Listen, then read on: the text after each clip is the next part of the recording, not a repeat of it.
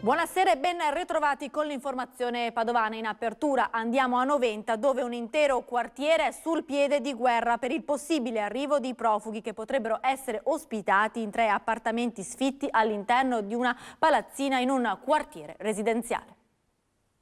Ho ricevuto una chiamata dall'agente immobiliare che ha in carico la vendita dei 3 immobili, in cui mi chiedeva se io ero disposta a comprare uno degli immobili in vendita, alla mia risposta negativa.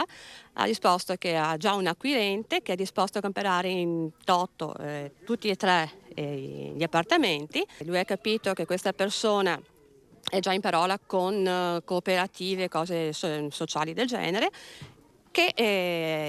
e possono mettere dentro fino a una ventina di extracomunitari. La signora Sabrina, l'unica residente del condominio, non riusciva a credere alle sue orecchie dopo questa telefonata allarmante. Gli appartamenti vicino al suo sono sfitti da tempo e ora i proprietari vogliono vendere. Pare però che il possibile acquirente sia intenzionato poi a dare in gestione alle cooperative le 3 abitazioni. All'interno dunque potrebbero essere accolti 20 profughi.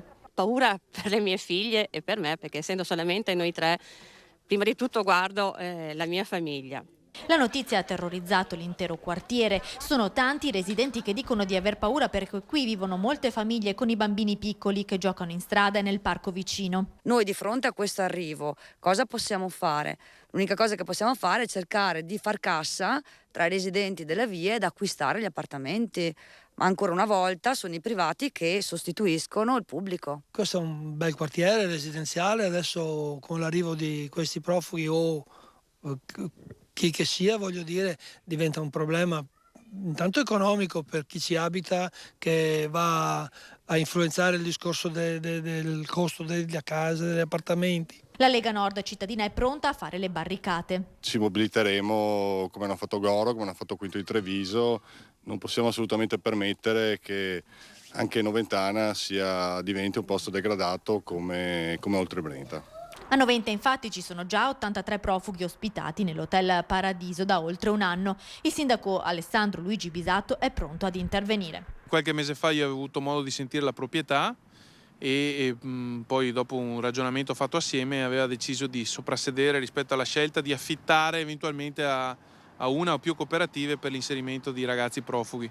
Mi pare che adesso stia rigirando questa voce, non so se a sto punto l'intenzione della proprietà sia quella di vendere ad un terzo. Io lunedì mattina comunque mi premuro di fare già subito un passaggio in prefettura per far capire che il nostro territorio sta ampiamente facendo la sua parte